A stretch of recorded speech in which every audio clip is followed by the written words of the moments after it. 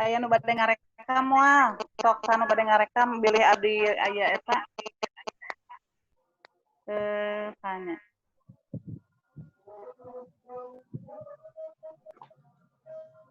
Caca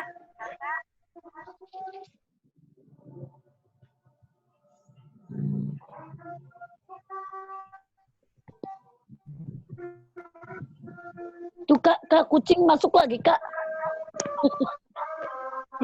aya ucing lebet.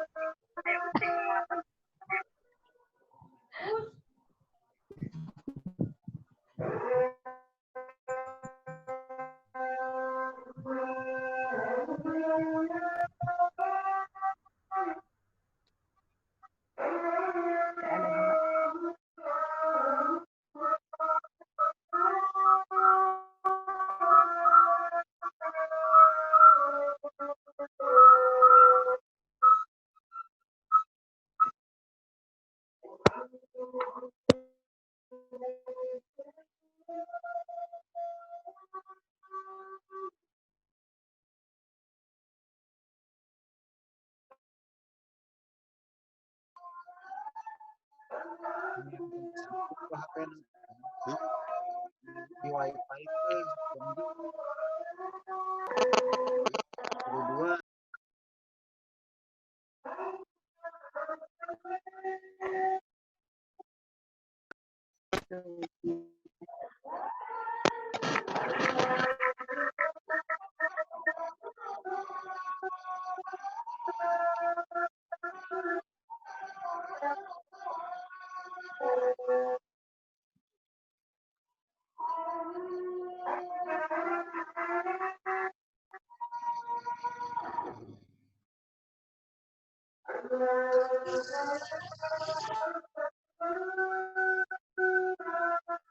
Mohon maaf, mic-nya saya mute dulu sebentar.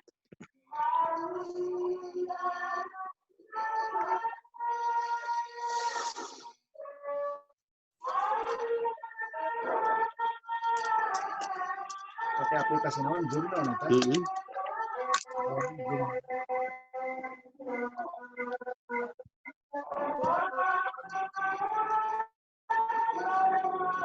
Casan udah dekat ya? Bisa.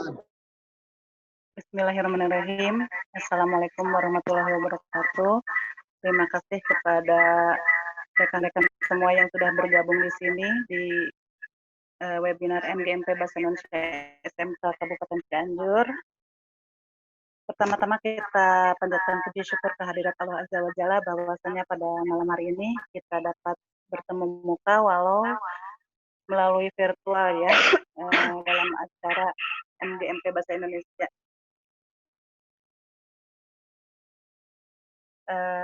Salawat serta salam kita panjatkan kepada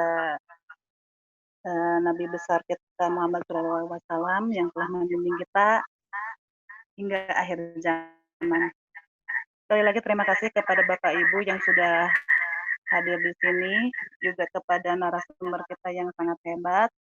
Saya mewakili MGMP Bahasa Indonesia, Ketua MGMP SMK Bahasa Indonesia Erni Wardani mengucapkan selamat datang kepada Ibu Badriah ya, Miss B. Panggilan kesayangan semua itu Miss B. Alhamdulillah sudah hadir di tengah-tengah kita pada malam hari ini untuk berbagi ilmu kepada kita. Mudah-mudahan Bapak Ibu semua di sini bersemangat ya dalam mengikuti kegiatan ini. Adapun tema yang akan kita angkat yaitu metode pembelajaran jarak jauh dan RPP daring ya.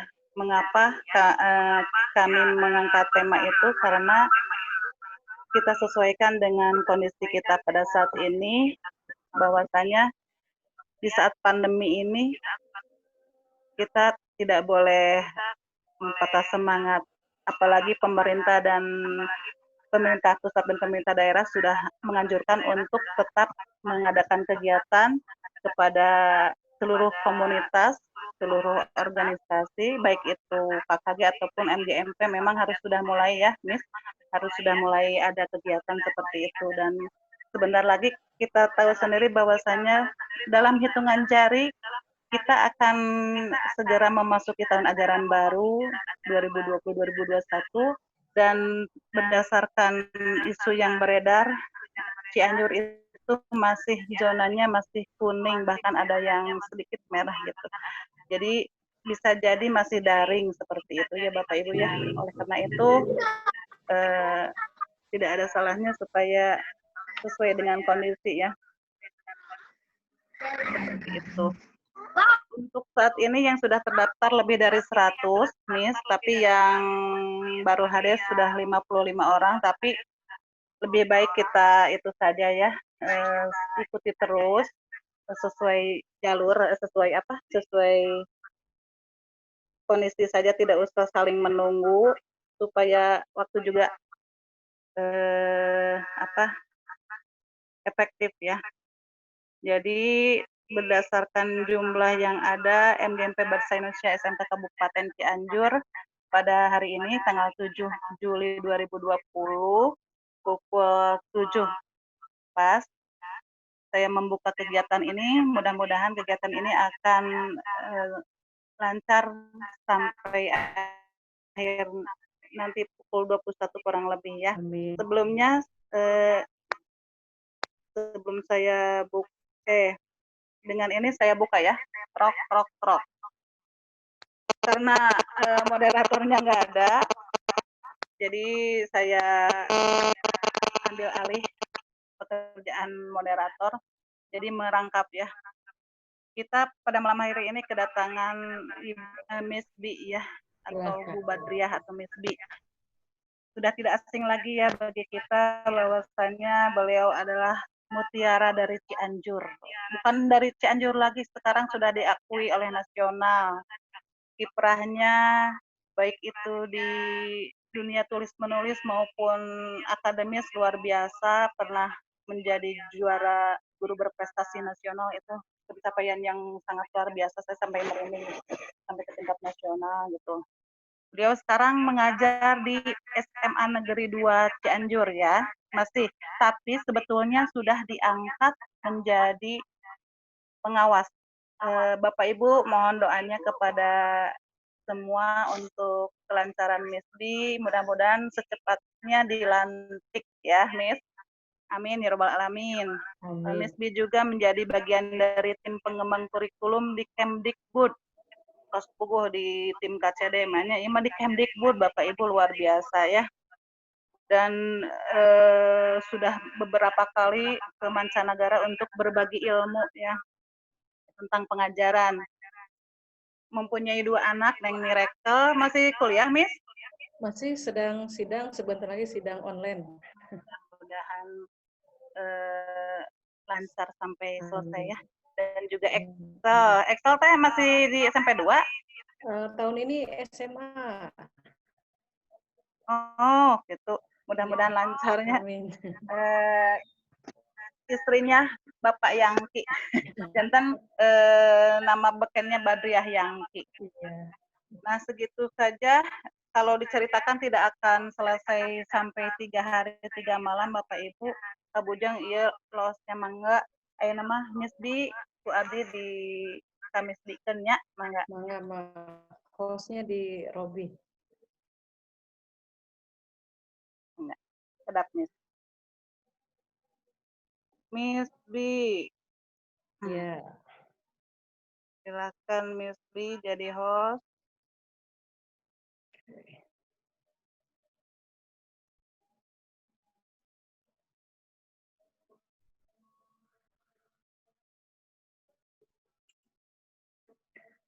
Bismillahirrahmanirrahim. Assalamualaikum warahmatullahi wabarakatuh.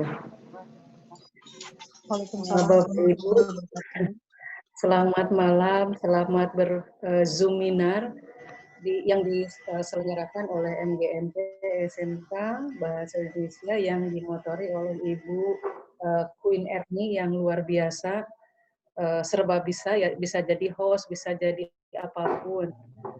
Sangat luar biasa, multi talenta. Saya senang sekali dapat bergabung di kegiatan ini dan berbagi mengenai bagaimana kita menyiapkan RPP daring dan juga metode ngajar daring itu seperti apa. Ke depan saya akan menjelaskan kurang lebih mungkin mudah-mudahan tidak terlalu lama sehingga Bapak Ibu dapat menangkap inti-inti yang akan disampaikan. Nanti yang akan saya sampaikan akan berkaitan erat dengan kebijakan sekolah pada tahap pelaksanaannya. Namun kita sepakati bersama bahwa untuk Cianjur itu posisinya masih menggunakan pembelajaran secara daring. Baiklah Bapak Ibu, materi yang akan kita bahas untuk malam ini adalah yang pertama terkait dengan administrasi pembelajaran untuk pembelajaran yang akan kita hadapi di tahun yang akan datang. Saya hanya akan menyampaikan sekilas saja, sehingga Bapak Ibu memiliki patokan yang mendasar mengenai administrasi pembelajaran.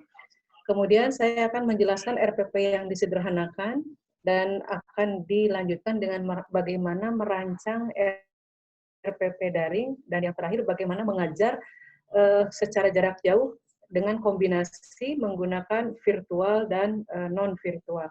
Bapak Ibu, jika saya berbicara terlalu cepat, mohon diingatkan.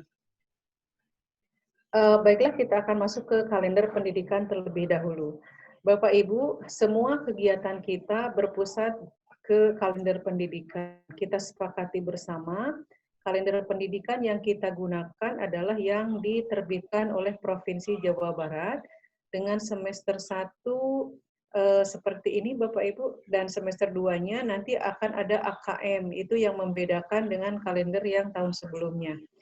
Setelah dihitung Bapak Ibu, minggu efektifnya itu 20 minggu untuk semester 1 dan untuk semester genap itu mohon maaf ini salah hitung, semester genapnya bukan 18, ini 4, 20, 26 Bapak Ibu ya. Jadi ini penghitungannya kurang tepat, 26 kurang 18 ini diperbaiki. Kemudian ada catatan untuk kelas 12, minggu efektifnya itu 14 karena nanti akan dikurangi oleh AKM dan ujian-ujian yang lain. Kalender tadi Bapak Ibu harus kita uraikan ke dalam program tahunan. Ini contoh hitungan program tahunan untuk bahasa Inggris, misalnya sesuai dengan e-rapor yang ada di Dapodik, maka pemenggalannya menjadi 5 dan 4, karena pada semester 1, setahun itu ada 9 KD. Nah, untuk bahasa Indonesia, Bapak Ibu harus mengetahui ada berapa KD. Silahkan gunakan KD dari permen terbaru, yaitu Permendikbud nomor 37 tahun 2018. Di sana terdapat KD yang baru. Bapak Ibu harus mencermati apakah KD-nya berubah atau tidak.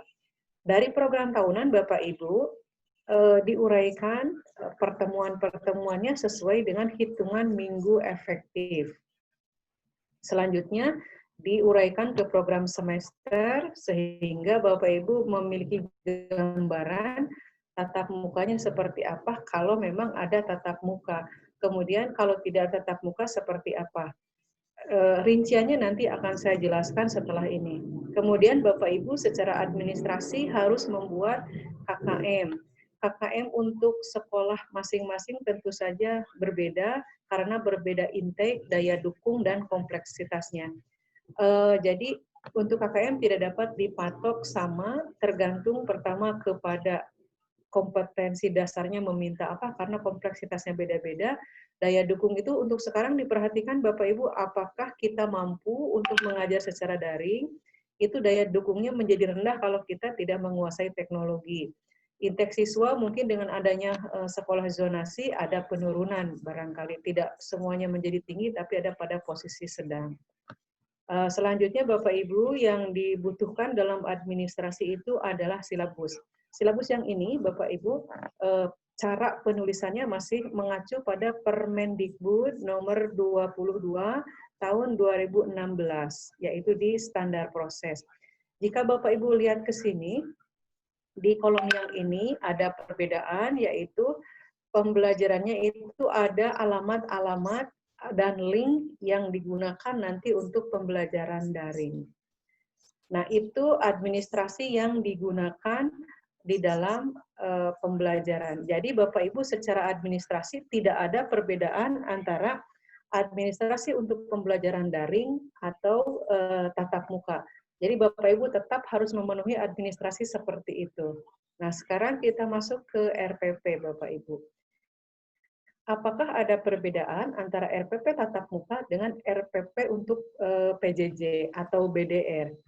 Bapak Ibu, kita sepakati dulu sekarang definisi pembelajaran.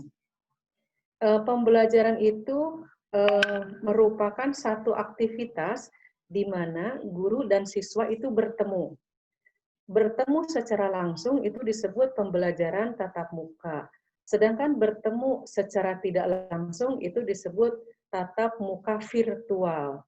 Untuk kondisi yang sekarang, kita akan menggunakan tatap muka virtual dan pembelajaran secara tidak virtual. Jadi nanti akan ada kombinasi pembelajaran antara daring dan luring.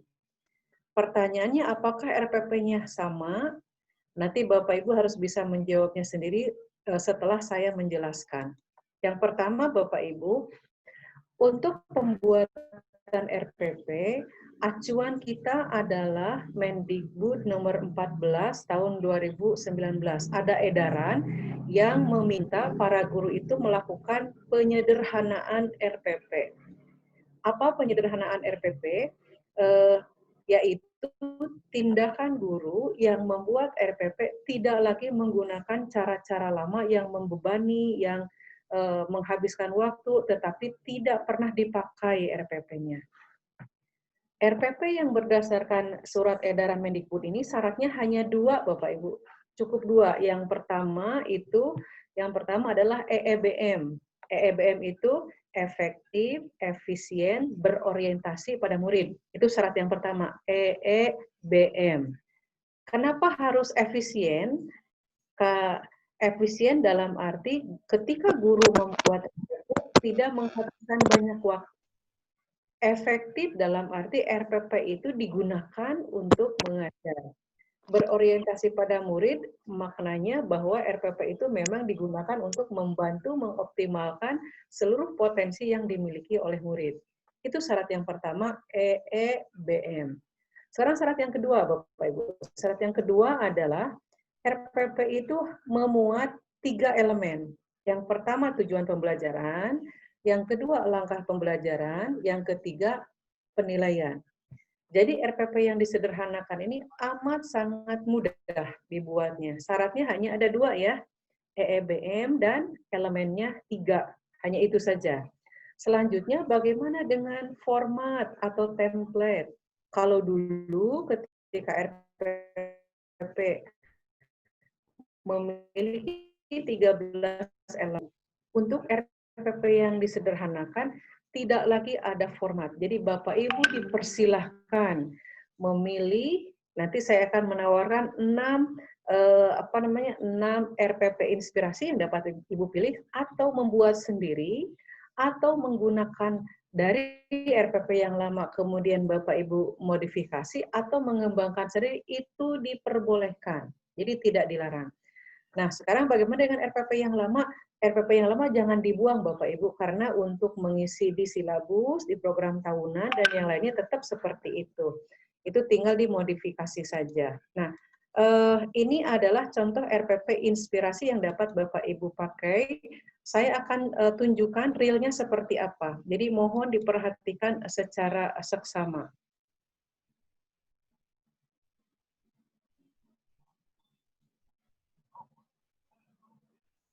Ini adalah RPP inspirasi pertama, Bapak Ibu. Setiap yang berwarna biru itu menunjukkan elemen yang wajib ada. Di inspirasi 1, RPP kita terdiri dari tujuan pembelajaran, kegiatan pembelajaran, dan penilaian. Kita lihat Bapak Ibu ke sini dulu ya. Di tujuan pembelajaran tidak ada ketentuan harus bagaimana membuat tujuan pembelajaran. Kalau Bapak Ibu bingung, tinggal begini saja. Copy tujuan pembelajaran itu dari KD yang ada di Permen 37. Tinggal Bapak Ibu copy, terus pindahkan ke sini. Ya. Untuk kegiatan pembelajaran, lihat Bapak Ibu. nanti tidak ada lagi RPP yang untuk satu pertemuan. Kalau dulu kan begini, misalnya untuk pertemuan satu, kita buat RPP-nya satu, dengan lampirannya 20 halaman. Kalau sekarang tidak. Satu KD itu hanya menjadi satu RPP. Misalnya KD pertama itu cukup dengan ini kegiatannya. Jadi untuk 4 pertemuan, untuk 8 pertemuan, RPP-nya tetap hanya satu. Jadi pertemuan-pertemuannya ditulis seperti ini. Ini jenis yang pertama. Kenapa bisa sesingkat ini? Karena yang ditulis pada kegiatan pembelajaran hanyalah inti-inti kegiatan saja. Jika Bapak Ibu sudah memiliki buku yang akan dipakai, tinggal memindahkan dari buku. Misalnya pada halaman pertama meminta siswa itu untuk mengidentifikasi jenis teks eksposisi, misalnya melalui kegiatan membaca. Maka ditulis di sini membaca teks mengenai eksposisi pada halaman sekian sampai sekian. Tolong di-mute-kan ya yang sedang mengetik. Kemudian ini realnya begini Bapak Ibu ketika dibuat RPP-nya. Lihat. Untuk RPP yang 4 pertemuan, tampilannya menjadi begini. Yang pertama Bapak Ibu tulis dulu identitasnya. Ya, setelah ditulis identitas, tulis tujuan pembelajarannya. Tulis tujuan pembelajaran dengan cara mengcopy dari Permendikbud nomor 37. Nah, pindahkan ke sini. Nah, ini karena akan kita sampaikan dalam 4 pertemuan, maka ditulis secara rinci. Pertemuan 1 membaca teks hikayat, kemudian menemukan nilai dari nilai kebahasaan. Pertemuan 2-nya membandingkan isi cerita. Pertemuan 3-nya menanggapi hasil sajian kelompok. Pertemuan 4-nya menulis kembali cerita rakyat. Ini adalah RPP tatap muka, Bapak Ibu. Jadi kita membuat RPP tatap muka dulu sebelum membuat RPP untuk BDR atau PJJ. Itu urutannya ya. Setelah itu ditulis penilaiannya. Penilaiannya ditulis sesuai dengan kebutuhan untuk mencapai KD-nya Bapak Ibu. Seperti ini. Jadi ketika menanyakan apakah RPP yang baru itu 1 lembar, kebetulan untuk yang ini iya 1 lembar Bapak Ibu. Ya, karena kita hanya menuliskan kegiatan-kegiatan intinya saja. Itu inspirasi yang ke-1. Ya. Bapak Ibu silakan angkat tangan, nanti Ibu Erni yang akan memberitahu saya kalau ada yang mau berhenti dulu untuk menanyakan ya. Selanjutnya inspirasi yang kedua Bapak Ibu. Penulisannya dengan menggunakan 3 kolom. Di sini tujuan pembelajaran, kemudian diikuti dengan langkah-langkah pembelajaran, penilaian pembelajaran. Di atasnya tetap harus ada identitas. Kita lihat seperti apa RPP-nya. Mohon maaf jika contohnya tidak bahasa Indonesia. Ya, kita lihat Bapak Ibu di tujuan pembelajaran ini ditulis seperti ini. Ada nomor 1, 2, 3, 4, 5. Nanti ada yang bertanya, apa boleh tujuan pembelajaran seperti itu ya bernomor-nomor? Jawabannya boleh. Karena tidak ada aturan yang mengikat mengenai cara pembuatan tujuan pembelajaran. Jadi Bapak Ibu boleh membuat tujuan pembelajarannya memakai ABCDE, per pertemuan beda-beda, itu silakan saja. Jadi itu benar. Untuk kegiatan pembelajarannya sama seperti tadi, yang ditulis itu kegiatan-kegiatan intinya saja. Selanjutnya inspirasi yang ketiga Bapak Ibu. Ada tujuan pembelajaran, kegiatan pembelajaran. Kalau yang ini, yang inspirasi nomor 3, itu saya sendiri memakai inspirasi yang nomor 3 Bapak Ibu, karena lengkap, ada pendahuluan, ada isi, dan ada penutup. Itu saya pribadi memakai yang ini. Kalau Bapak Ibu mau menggunakan yang lain, disilahkan gitu. Kalau saya sendiri merasa nyaman menggunakan yang ini. Kenapa? Karena kegiatannya itu lengkap dari pendahuluan, isi, sampai dengan ke penutup. Saya akan berakhir, Bapak Ibu, saya akan keluar, akan terpental, ya. Jadi kalau ini saya akan masuk lagi nanti kalau terpental. Tadi akan berakhir katanya dalam hitungan detik. Ya, saya akan keluar beberapa menit lagi. Siap-siap saja saya menghilang ya. Kemudian Inspirasi yang berikutnya, Bapak Ibu, seperti apa penampilannya? Seperti ini. Jadi ada tujuan pembelajarannya, kegiatannya. Ingat, patokan untuk menunjukkan bahwa itu kegiatan pembelajaran harus menggunakan kata kerja, Bapak Ibu. Ciri dari kata kerja itu ada awalan me, seperti misalnya menyaksikan tayangan, menjelaskan, melakukan. Itu untuk di kegiatan pembelajaran. Jadi jangan, misalnya gini, jangan menuliskan yang bukan kata kerja. Boleh awalan me, boleh awalan di, misalnya diberikan 5 paragraf, misalnya gitu. Siswa membaca dan seterusnya. Boleh juga menggunakan awalan berdiskusi mengenai, seperti itu. Jadi untuk menunjukkan bahwa itu adalah aktivitas, Bapak Ibu ya. Kemudian ini penilaiannya. Inspirasi yang keempat, Bapak Ibu, ini tujuan pembelajarannya dengan kegiatan pembelajarannya dibuat dalam bentuk deskripsi. Seperti ini ya. Seperti apa RPP-nya? Seperti ini. Sama di kegiatan pembelajarannya, dia memuat kegiatan-kegiatan inti saja. Kegiatan ini diambil dari buku sumber yang mendukung ketercapaian KD. Berikutnya, inspirasi yang kelima. Jika Bapak Ibu ingin memasukkan IPK-nya dengan KD-nya, itu boleh Bapak Ibu. Seperti yang sebelumnya misalnya. Misalnya saya sangat nyaman dengan memasukkan IPK di RPP saya. Maka tampilannya menjadi seperti ini. Sebentar ya. Saya berisik masuk ke sini. Maaf, anak saya main game. Jika mengganggu.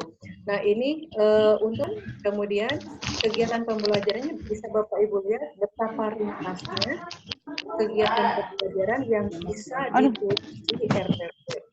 Ya, sangat mudah gitu ya Bapak Ibu pembuatan.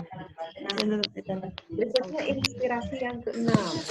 Boleh juga Bapak Ibu menulis digabungkan. Misalnya Bapak Ibu meminta siswa membuat laporan hasil penelitian misalnya ya.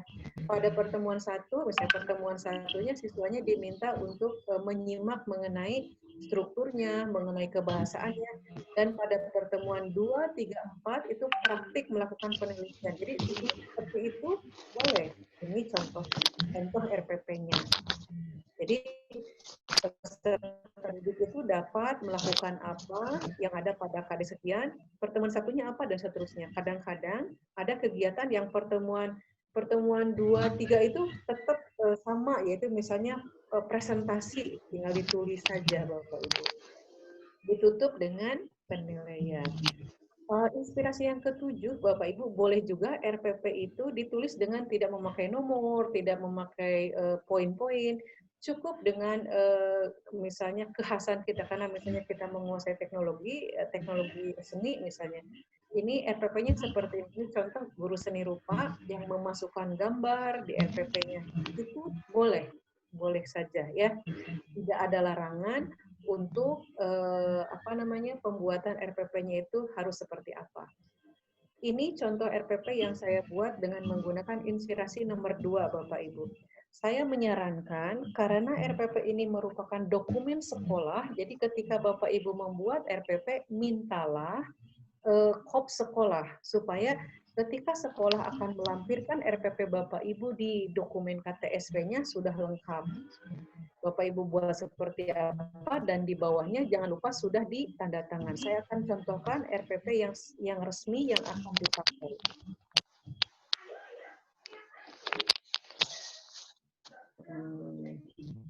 Mana ya? Ini sebentar Bapak Ibu ya, saya cek dulu.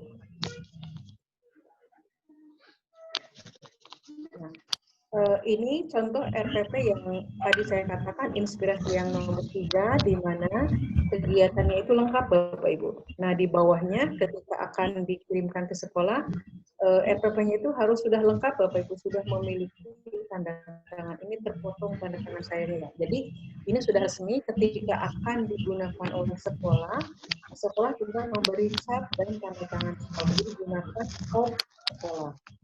Itu inspirasi RPP Bapak Ibu ya. Kita akan kembali ke PowerPoint kita lagi.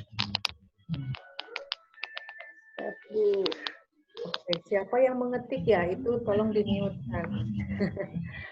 Nah, Bapak Ibu nanti Bapak Ibu kalau mau membuat RPP, langkah-langkahnya itu yang pertama siapkan buku apa yang dipakai yang sesuai dengan HB. Jadi jangan dibalik, RPP itu dibuat mengikuti buku, tapi RPP itu dibuat berdasarkan urutan HB. Kalau Bapak Ibu mau latihan, silahkan coba dulu HB 1 dan pas 1 dari Permendikbud 37 mana yang paling nyaman untuk Bapak Ibu ya, dengan format yang mana. Kalau saya sendiri lebih cenderung menggunakan yang inspirasi yang ketiga. Saya skip yang ini Bapak Ibu ya. Sekarang bagaimana cara menyusun RPP untuk BDR Bapak Ibu ya atau PBJ.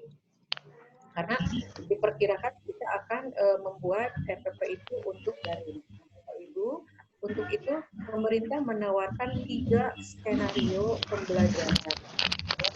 Skenario A itu di mana pembelajaran itu lengkap, pelajarannya terstruktur mengikuti kurikulum standar. Artinya ini seperti belajar biasa Bapak Ibu.